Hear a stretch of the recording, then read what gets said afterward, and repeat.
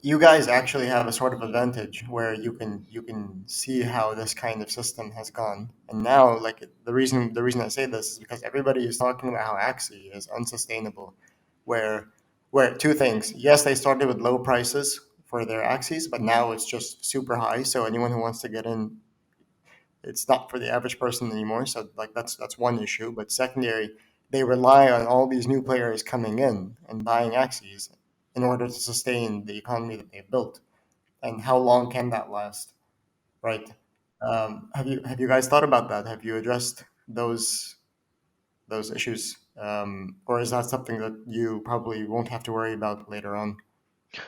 This is an excellent question. So the first part is in Axie, obviously you need three fighters, and these fighters have been going up in value, especially if you want the more rare ones, the more pure ones that haven't been bred too many times. Then yeah, this is a big problem.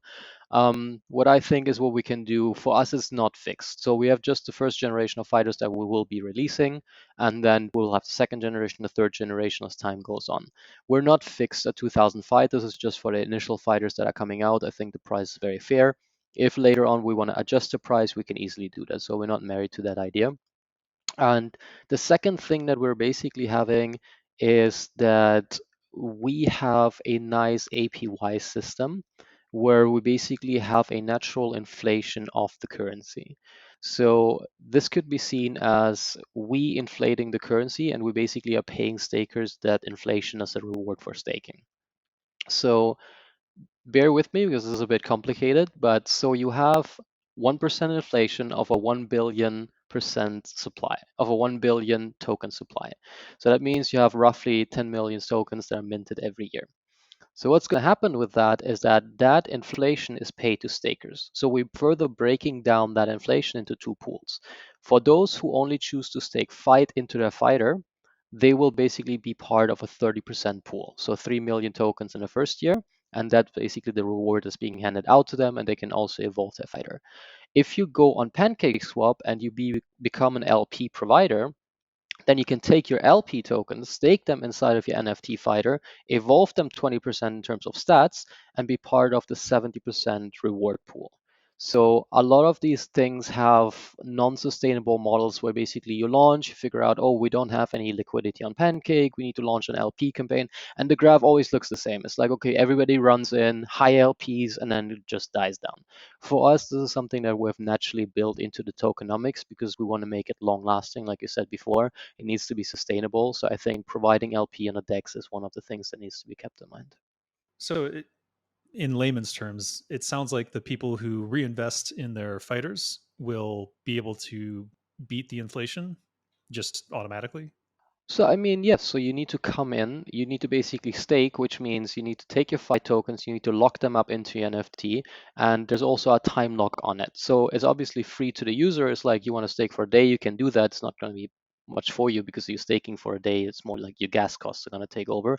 But you can stake for a month, you can stake for a year, you can stake for 5 years. And what we want to do with users, basically, they come in and they stake for a year to basically evolve these fighters. So we want to make it a thing that, oh, you have been here since the beginning. Generation 1 NFTs staked that since day one. Fighters' abilities have grown and is one of these OG collectibles that's in the market. Yeah. Is there any aspects for free to play guys who don't want to pay money up front? For now, not. So what we actually decided is, I think if you have the first users that come in, somebody got in through a launch pad, somebody got some tokens, then I think $40 is a very fair price at the beginning. So you got in, you have some Definitely. tokens, you can pay. I mean, actually, like you're starting at like what, 150 US dollars right now, and it's More. just not. Yeah. So if you want to start with a bad team, I think with a good team it's like 1,500 or something US right now that you're looking at to start. And then things like obviously the scholarship system have evolved. This is something that's community driven by Axie, which is really cool. If that happens to evolve, that would be also one solution. But like I said, we're not married to the idea of like, hey, you need to have 5,000 US dollars to get into this game, to play this game, and to participate. Well, I really like the idea that you'll be releasing new generations of fighters almost seasonally, it sounds like. And that's usually you can keep those prices low or even adjust them so that it keeps the price around $40, and I think that's a really good model. And I wish everyone would follow that because that way the game continues to get new players in because they want to get in on that next round of like, there's 5,000 fighters coming in. I think depending upon how popular you get, they're going to go very, very fast.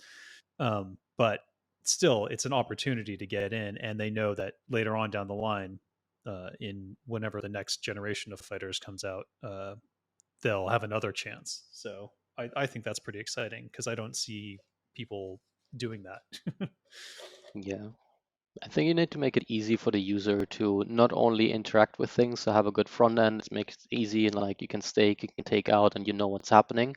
So it's very nice, intuitive design, but also making it easy in terms of financial barrier to get into the game, because you want to have more users, you want to have more players, you want to have more people talking about it, and I think $1,500 is not something that the average player is laying around to buy their 3 fighters Nope. and start.